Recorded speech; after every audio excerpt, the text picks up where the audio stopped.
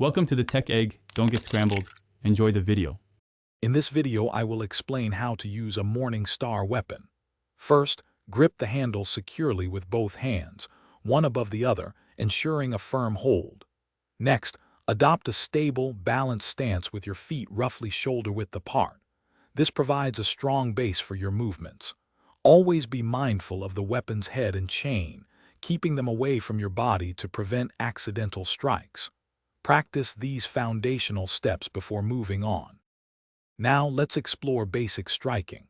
For an overhead strike, raise the weapon high and bring the spiked head down with force, aiming for your target. Horizontal swings are effective for covering a wider area, moving the head from side to side. In closer engagements, a shorter, more controlled swing can deliver a powerful, precise blow. Remember to use your body's rotation to generate power in each strike. Moving to advanced maneuvers, try spinning the Morning Star's head in a continuous motion. This creates a dynamic threat and maintains pressure on an opponent. The flexible chain can also be used strategically to entangle an adversary's weapon, creating an opening. For defense, the handle can effectively deflect incoming strikes, protecting you. Mastering these techniques requires consistent practice and precision.